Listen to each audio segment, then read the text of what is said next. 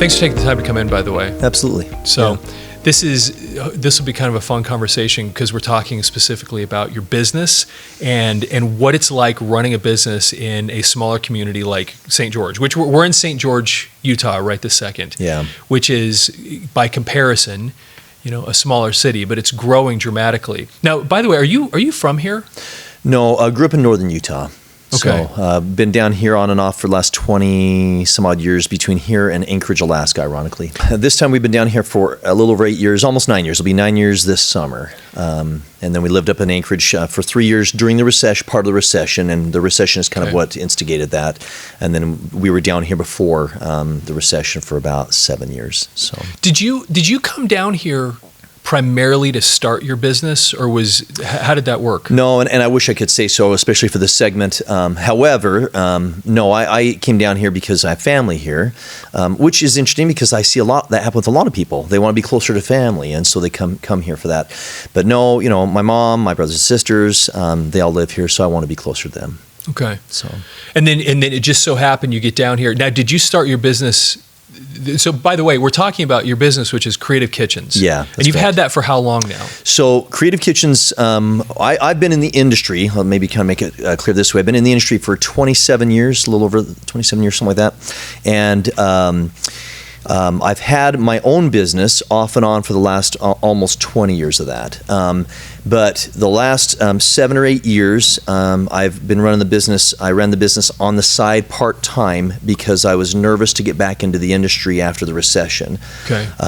In 2018, though, the demand was strong enough and the timing was right with the company that I was working for at the time, out of the industry, by the way, that it felt like the right time to get back into it. So, and Robert, if you don't mind, I'll just mention a couple of things that might help set the stage for this conversation to have more relevance as we talk.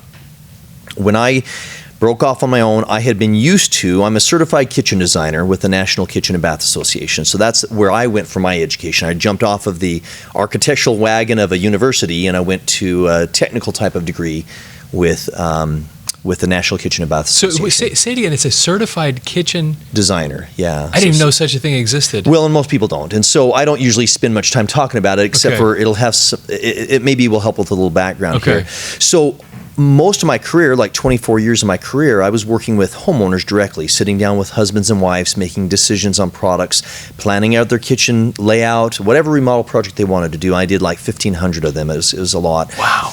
And so I'd help them select materials, select the colors. I would go through the entire educational process, find the contractors, do everything for the projects. And I really enjoyed that. But as I have learned in running a business myself, and what I do now in running a business, realize that just as strong my design and my sales skills are, my operations and my finance skills in running a business are weak. And those things came back to haunt me in running a business multiple times, including the summer of 2018 when I jumped back into doing the same business model as I'd done before. After I got a few remodel projects under my belt and started to wind down toward the fall of 2018, it was very evident that something needed to change because the business was suffering because of my weaknesses. So I ran into another gentleman. I don't mean to go into a long story here, but ran into another gentleman who was moving here from Provo through a mutual associate. We connected, and he had a cabinet shop up there. When we hired him on, he said, we need to change the business model. Instead of selling to homeowners, to husbands and wives making decisions, let's sell to builders. And I've never done that my whole career. Okay. So you asked me how long the business has been around. Well, it's been around for quite a while. I changed the name of it in like 2016 or something, 2017, but or maybe it was 2018. But what was interesting was when he came to me and said that, I was scared to death. I was like, I'm not going to make any margins. Builder's going to try to tighten my money making. It's not going to work very well. Well, we put our heart and soul into it in the fall and early winter of 2018 and into early 2019, and not too long into it, we started making some money. So anyway, that's a long way to answer your question, how long it's been around. The business model itself, selling to contractors, appliances and cabinets only, has been in place for just a little over 2 years, about 2 years and 3 months or so. Are there a lot of opportunities with that then here? Well, yes, of course, new construction is exploding right Right. now. The demand is way, way higher than the supply. That causes a lot of really good things, and it causes a lot of really bad things. Many people who are trying to hire a contractor right now know the bad things part of it. It's difficult to get a contractor to respond to you. They can almost name their price. House prices are going through the roof. Right. So that's the good. But the challenge with it, of course, is when you're dealing with contractors, they have a tight time frame they have to meet, and there's a lot of factors going to that. We'll probably touch on a few of those as we continue on here. So Interesting. So okay, so you're a kitchen designer. I am Now, okay. And you start working with contractors, which is something you hadn't done before. right. And just to clarify, I actually don't do any design work now, so I don't use any of those skills anymore.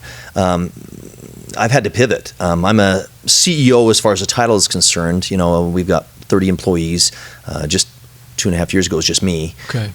So we've exploded and grown dramatically, but I've had to allow myself to adapt and change very quickly in order to be able to continue to be successful as a company. This is a great launch into this next question, which is you've had to find people to fill your needs here. Nonstop. So this is when I have these conversations with people about these smaller communities, you of course have a more limited base of talent. Yeah. Has that been an issue for you? And what do you do about it? Yeah, and the funny thing is, I see it from a couple different angles. One, we've got a lot of people moving to this market from out of the market. We discussed that off camera a little bit before. What's interesting about that is a lot of people are coming to this market thinking it's the gold mine of retirement or recreational opportunity or a chance to get out of the snow, like we've talked about. The challenge they find is that the generally making an income like you'd make in a bigger town, a bigger city outside of St. George is not very realistic in St. George. Now the cost of living is lower too.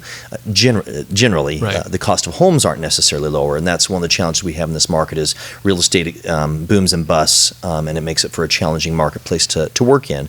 But finding people's been interesting because there's plenty of people looking for work here, but the demand is still higher than that too. So I can get as many interviews as I want. If I put out job postings, they're always out there for people to work for us. I can get people in for interviews, but it's a very competitive market as an employer to try to find somebody who will take your offer. So we have to be creative to attract them. But it's nonstop. I'm probably interviewing an average of 10 people a week on average. Wow. That just piqued my curiosity. Creative. Like, for example, what do you mean? You have to be creative. Well, so number one, we have to be pretty quick to respond when there's inquiries. As probably many people who are watching this will know, it's not when it's I'm going to call it it's an employees market. If we don't respond quickly, they usually already have a job within 24 hours. Oftentimes, it depends. The right people, let's say. Right. The types of people that we're wanting to bring on board.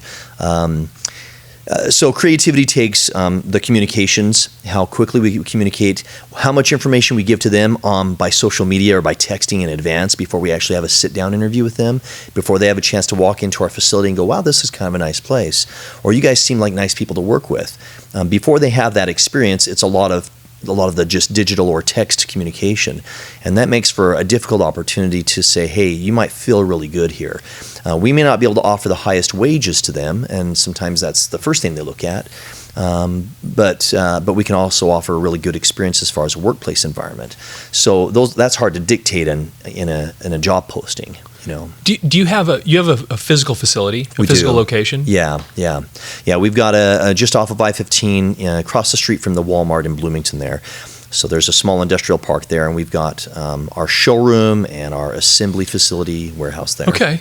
So this is another interesting question then, because when you come into a market like this, especially St. George right now, because I know when we moved the studio down, finding the right kind of place was a little bit of a challenge. Yeah. And then also finding it in the price range you want. I mean, because you have fewer options in general, and then the options that are available, you have fewer options of options. That's a strange way to put it, but we were looking for a specific type of thing, where in a bigger city, I might have 60 or 70 different varieties of that thing, but here there's 5. Right. And that made is that challenging for you, having space and utilize? Okay. Very challenging. And And the challenge, honestly, we took a lot of this on ourselves. And I'll just say for me, I sometimes some people at work tell me not to take all the responsibility on myself, but I say, look, I'm the one that leads the ship.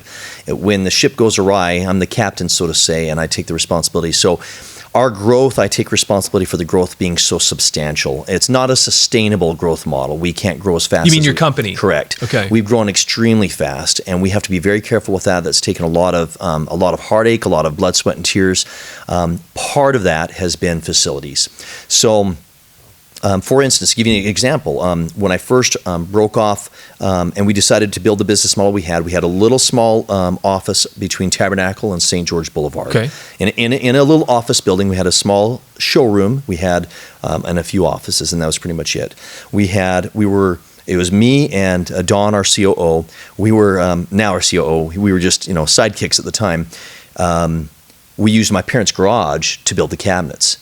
In fact, we didn't have any place to build the cabinets when we sold our first project. But we knew we had options. We just hadn't solidified. Right, yet. I understand. That's we awesome. didn't cut the first rent check to mom and dad until that happened. But anyway, so we set that up. We built in there. But no joke that within just a few months, we needed a space that was about 4 to 5 to 6 times that size. So we found one place, and then within a year, we needed a place that was 4 to 5 times that size. And that's been our story all along. So we're actually in a growth pattern right now that we're trying to anticipate more growth as well. So we're in a 16,000 square foot facility now, and we need more space. So that's fascinating in several different contexts, not the least of which is that as we're having this discussion right now, it's 2021 and we're still hopefully on the tail end, but in a pandemic. Yeah.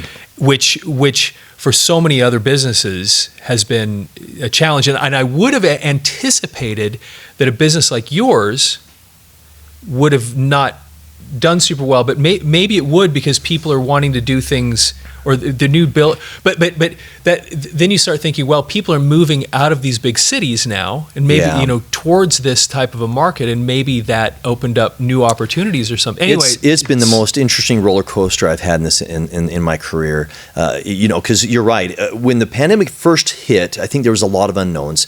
A lot of the builders who had offices, they started doing work from home. Even the banks, of course, people were doing work from home. So it delayed some check cutting, but we still got paid. The other thing that happened was if you're working on remodels, a lot of people just held tight for a little bit. What are we going to do? We can't really go into your building. You can't come to our place. It's this understanding that we don't really see each other, but we talk to each other somehow. And that was awkward, almost like a few other events in my life, like 9/11. There's just a short period of time after that where things are a little bit odd. However, you're right. Not only did the demand come back, but it came back with a vengeance. And so this market is unusual because it's a very desirable market for people to live in. And I think businesses typically, whenever we have a ramp up, and I'm not an expert in the real estate side, but I have a lot of friends that are and deal with a lot of people, including builders. But what I see happening is people move here, and then the commercial always catches up behind it. And so the jobs, the infrastructure, the business expansion, the higher paying opportunities usually trail behind the growth of the residential. And so that makes for kind of a tricky experience for a lot of people that move here, or for businesses like us trying to hire or expand. So it's a unique market for sure. So let's talk about that for a minute, because part of this discussion is really is to be talking about these smaller markets and how that impacts you. And clearly we just hit on one of those things, which has to do with where you put your business, your facility, and what's available to you. How does that then expand into other things? Like we started touching on personnel, but you have things like culture. You have things like what type of support is your local government officials doing? In a market like this, it's more, you can more readily know who the mayor is, probably lives right down the street, and the city council people. True. Do you have the kind of support that you need to succeed in a business from an infrastructure standpoint in a small community? So my answer, I guess, first would be yes. I think that's this community is extremely entrepreneurial and business-oriented. Capitalism and growth and opportunities are very ripe in this market. I find it a very welcoming place to start a business. I find it a welcoming place to grow a business and to solidify a business. As long as you are putting a lot of thought and planning into it, I think you can do very well in a market like this. And I'm not sure that always translates necessarily into certain types of dollars and cents, but I think it translates into a lot of fulfillment, and that usually translates into some money making as well. But yeah, do I know the mayor? I don't know him personally. We know of each other probably more through social media than we do through anything else. I know many of the city council members and others that are involved in the business community quite a bit. But as far as the support they give, I think sometimes there's a lot of missing links that you're not sure what you need from the government. Sometimes you don't want them to be involved in it at all. Sometimes you don't mind if they are. I mean, I'll give you an example. Like, we're getting into and doing some improvements in our building, and we have to get a building permit to do so. And so the fire marshal has certain things he wants to see done. The building inspector has certain things they want to be done. But sometimes you feel like some of the things you're trying to do, that government can be a hindrance for sure, regulations and fees and stuff. However, St. George is a pretty business-friendly environment. And Utah really is. It's always been known to be it's usually in the top 2 of the nation for a place to start and grow a business. And I agree with that 100%. So, you used a really interesting word a second ago I wanted to circle back to, and that was fulfillment. Yeah. What did you mean by that? Well, maybe I'll connect the dots on that with a couple points I feel like I've not done a good job of pointing out. One of those is in regards to hiring here. I think the workforce here in general is a really good one. If you really believe that family matters, I'm not sure that your faith is crucial in this market. Whether you have your religious faith and religious affiliation, but there's a lot of that. Our company chooses to have that and stand out in that way. We believe that God's an important part of what we're doing as a company. But there's a lot of good people in this market that believe in working for what they earn. And so I find that very refreshing to attract and bring people to the marketplace. That alone, I think, is very fulfilling. When you find good people to work with, when you do good things for people, when you use your talents and time, that's a part of our mission statement, by the way. We believe that God's given us time and talents to help other people, and we try to do that in our particular case with cabinets and appliances. And it's just important to us to do a good job with the product, to take good care of people, to fix our mistakes and be accountable. I just had a discussion before coming over here with an employee and just told him that, hey, we need to look at the bright side of things. There's always problems in every aspect of life. But if you realize that every rose has its thorn, or just reverse, every thorn, hopefully almost every thorn has a rose too. I guess it doesn't always necessarily work out that way. But if you can't look at life that way, it's not fulfilling. I have one really good person in our company right now that I hurt for because I feel like they're really struggling right now. And I want to find a way to help them find more fulfillment. So I'm finding my role in this particular business, going away from design like it used to be and helping people remodel and plan out their projects. Now my clients are my employees, and I'm finding more and more it's so important for me to find ways, how do I make it a work environment that is as attractive as possible for them to work in? Not just physically, the culture, the opportunities, the income, if at all possible. How do we make that attractive for them? I don't have to make the community attractive. That's done. That's a done deal. This is automatically a place that people like to want to be. But it's my job now to make it the work atmosphere, a good atmosphere for them. Well, interestingly, in the process, when you run a successful business or you have a good workplace, it helps make the community attractive. True. I mean, you play a role in that. You said something else really interesting that's actually a really great business principle, and I think the way you worded it was your clients are actually your employees. Yeah. Where, and if I'm interpreting that correctly, this is where you treat your employees a certain way, so like you would treat a client. Yeah, and that's, for me, that was a little bit of an epiphany for me just about a month or two ago. It was right around the time of our company Christmas party that we were grateful to be able to have in spite of the pandemic. But it hit me and helped me realize that because I don't deal with the builders. I don't deal with the clients unless in unusual circumstances, if we take them out to lunch or if there's a conflict that we need to resolve.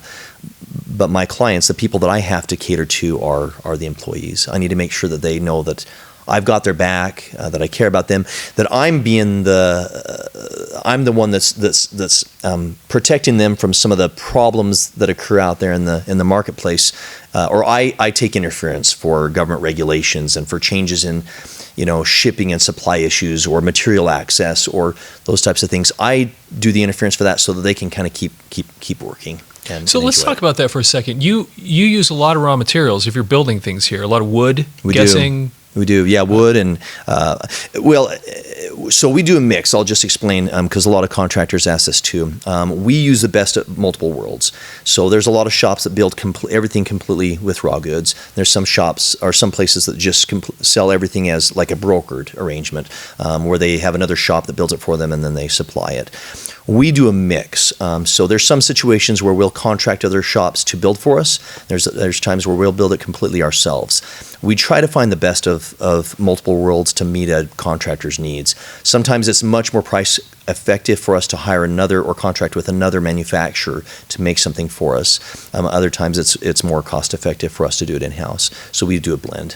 When you hire other contractors, are they local? Or are you outsourcing to some shops? Some of them are local, but some of them are around the U.S. So we hired a contract with them to make something that we don't specialize in. We're not good at, because we can't be good at everything. But yeah, I think you were kind of leading into the situation with accessing goods and materials. Well, honestly, Robert, before the pandemic, we didn't have much of an issue at all. In fact, we were one of the fastest delivery options for cabinets for contractors. We could do cabinetry, whether we are building it in-house or outsourcing it, we could get those cabinets provided to our contractors in 5 to 6 weeks, and 5 weeks is more likely. When the pandemic hit, we still rode that wave for a while. For some reason, it didn't affect us very much until about mid-November of 2020, so just a few months ago. Then for some reason, everything started to hit. We had problems with, COVID-related issues in factories, shipping issues, because the shipping demand during Christmas was one of the biggest it had ever been. So everything got delayed, and we started seeing a lot of delays. And now, we're quite a ways out in delivery of goods compared to where we were. So we're hoping that will resolve itself here in the next few months. But so generally, that's not an issue. It's just we're in this unique situation right now. Yeah. So if you take the pandemic out of it, some people look at St. George and say, well, there's no. It's a smaller airport. It's a small regional airport. They look at there's no port, there's no railway that gets all the way to St. George. So how do you get goods here? Well, of course, the trucking industry is the major part of that. But I haven't found that to be much of a glitch at all. I don't find that because we don't have those other access for delivery of goods that it's a hindrance, at least not right now. So interesting. Yeah. So one of the things that you hit on a second ago, you were specifically referring to religion. Of course, in St. George, of course, this is Utah. Everybody kind of is familiar with the primary religion, at least in this state. Yeah. But it's common whenever you go into a smaller community that there's a unique culture. Yeah. Whatever it happens to be, religion or not. Yeah. There's some culture that exists there because you have a little bit more of a tight-knit group than you would in a place like I'm from, Denver, for example, where you have all kinds of different things going on. You go to Boulder and you have a completely different lifestyle than you have down in Lone Tree, than out in Aurora, and it's all different. What challenges, if any, do you have to deal with, or even opportunities, when you have a specific culture that you're trying to, because a small community is going to have one, when you're trying to fit into that culture there? Well, I think mostly, it's sometimes overcoming the misunderstandings of the culture than anything. I see, when people come to the market and say, well, whether it's religious or it's historical or other related items or even geographical, whatever the perceived culture is, sometimes that's the important thing. Is I just find out from people who are at least coming from out of town to live and work here. I ask them what they're expecting to get from the community, or what their goals are, and what do they want to accomplish here. I think that's a good general discussion to find out where they're headed, and what they like about St. George so far, and what their worries or concerns are, and then just try to address those. But I think it's a very welcoming community for people of all faiths, people of all cultures, of a variety of things, and I don't find that that's too much of an issue overall. I hear from other people who feel differently, but I don't feel that way. So. Very interesting. So getting back to just Utah in general, you've lived in you lived in Alaska too. Yeah. Do you you were in a larger community, and now you're in a small? What's your perception of how the two running a business in these two different types of environments? What it's like? Well, that's interesting. I think a smaller community. You mentioned about tight knit communities. St. George certainly, and it's growing quickly, and I think it's kind of growing out of that a little bit. But that tight knit community makes for a good experience when it comes to, hey, I need a favor from a friend or a neighbor, maybe even a fellow business associate, maybe even a competitor. Which, by the way, I've had some great experiences with that in this community. How to reach out and help competitors sometimes. Versus a big city, sometimes it can feel a little bit aloof, a little bit separated, a little bit, look, you just take care of your own business and I'll take care of mine and let's just move on with things. I don't think it's necessarily always that way, but I think sometimes that's how it can feel. But I think both of them offer their strengths and weaknesses for sure. So is there anything that the state government or we talked about this a little bit, but we talked about the places to have your business. We talked a little bit about infrastructure. Is there anything else that community leaders could or should be doing to help businesses that are located in these areas to help them succeed? Well, certainly city councils and cities, they have ordinances. Sometimes those ordinances can be either adjusted or maybe even eliminated if it hinders a business being able to succeed or do well. Sometimes you have impact fees when you're building, and sometimes communities feel the need to increase those in order to slow the speed of growth. Sometimes they lighten it up a little bit in order to speed it up. And I don't really have too much of a qualm with those things, except that sometimes city ordinances can be a challenge when they're too restrictive. I find in general we have a community where most people and most businesses are trying to do a good job of fitting in with the community and working things with the community. But you have your unusual situations where those things don't work. Sometimes you run into issues with signage, that you can't do certain sizes of signage. Sometimes you can't advertise in the way that you'd like to. Again, I'm the type of believer that when I see an obstacle, I'm going to find a way to work around the obstacle rather than try to fight the obstacle. And life has plenty of obstacles, and if all we did was fight the obstacles, we would not get very far, so. Yeah, and you just actually, perfect segue, because what I want to talk about now is the marketing. Okay.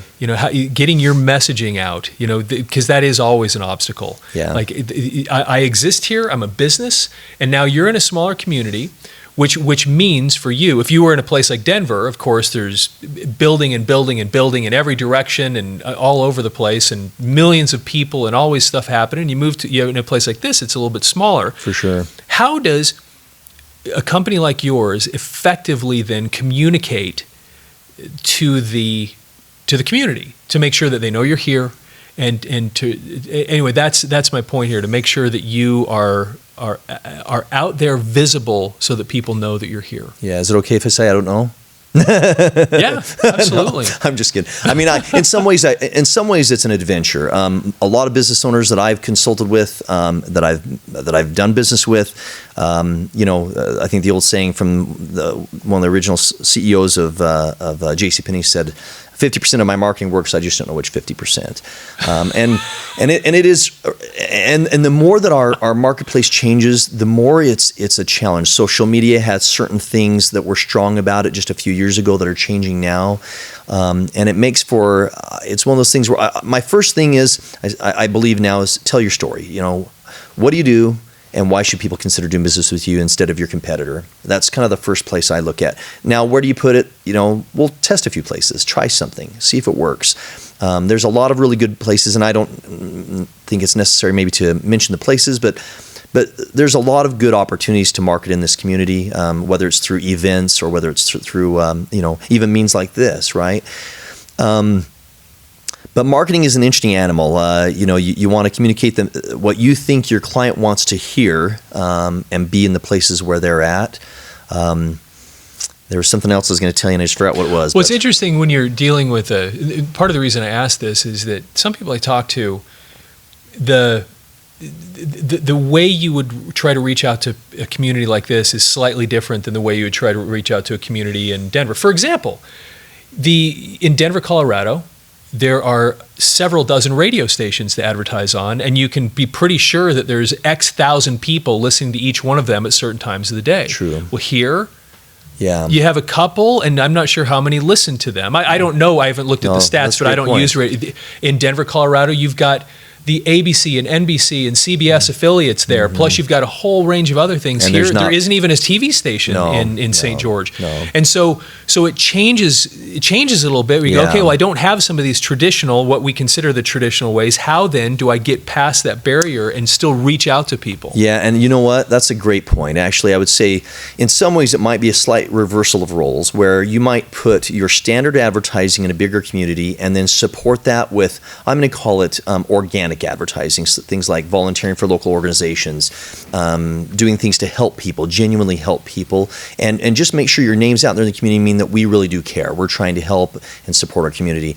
In this community, it might almost be the reverse of that. You might be like, look, I want to reach out and help the community. I want to be a part of the Chamber of Commerce, the Home Builders Association in our case, and organizations like that, and do things to support and help people.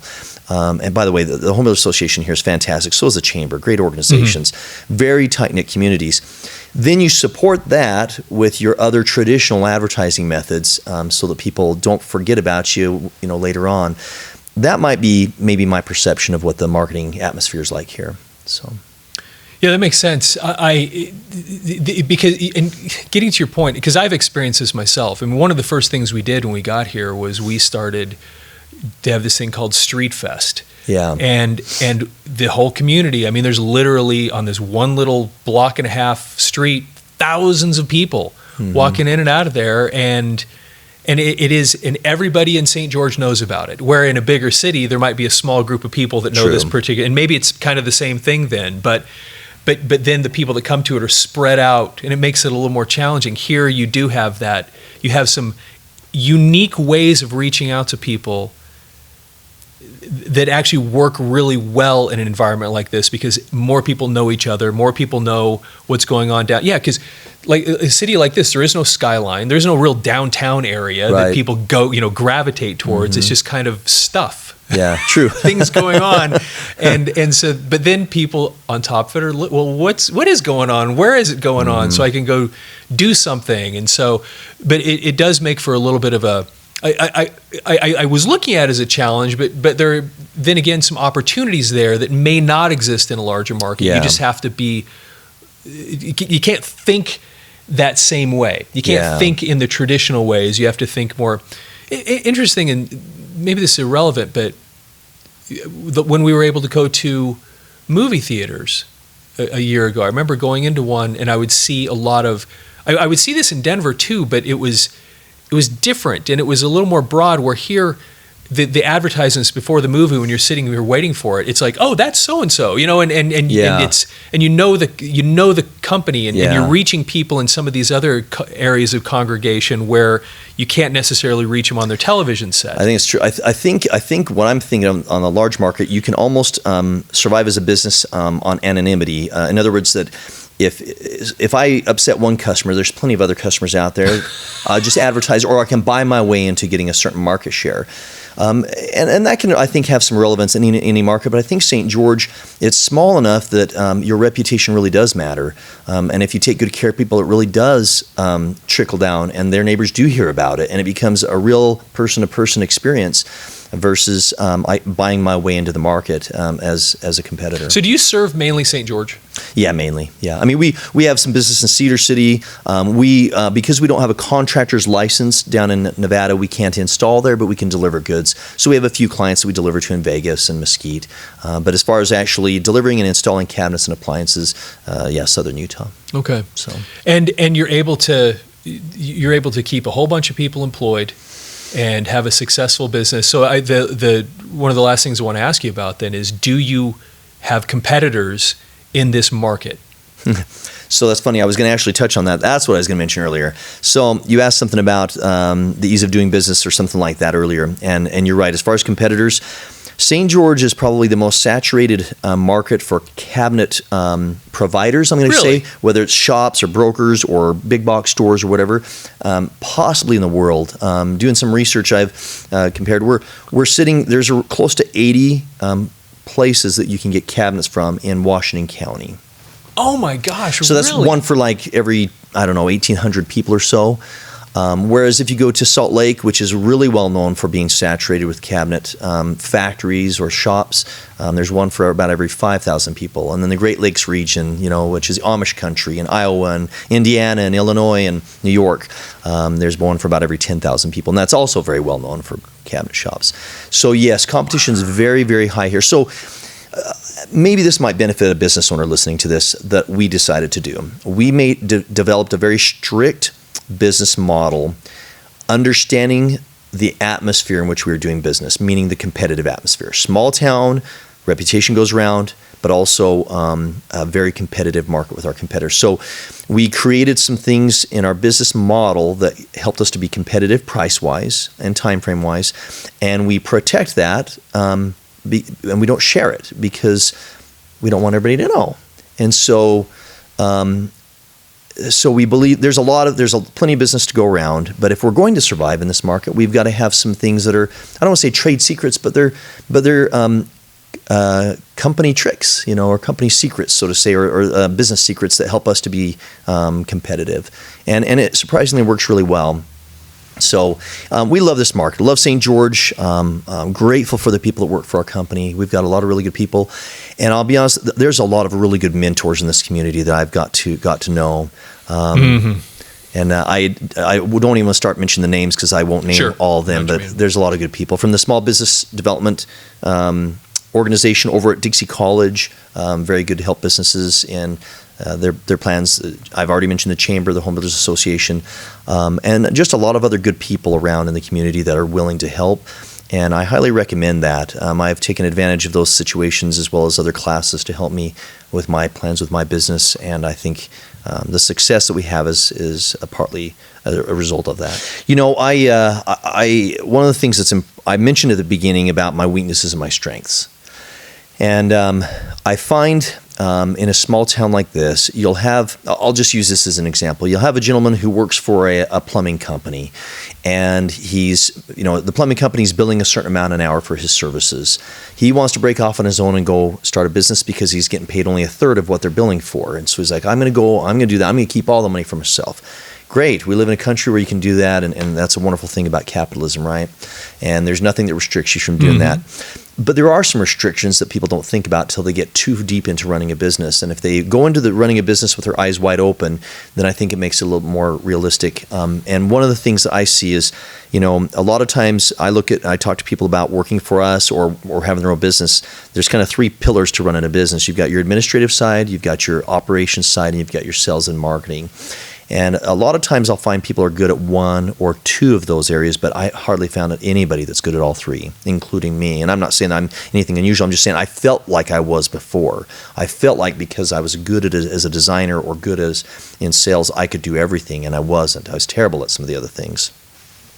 And I think as business owners look to grow in any market, start a business or open up a business in a new community, they have to remember that you need those three pillars to run your business efficiently, whether you're outsourcing some of those services or not. But in my business, that was one of the first things that made our business step to the next level, was to take my weaknesses and hire that out, and then move on to the next weakness and hire that out, right? And keep doing that because as I tried to lean for the company's sake, lean on my own weaknesses, all it did was hurt the company.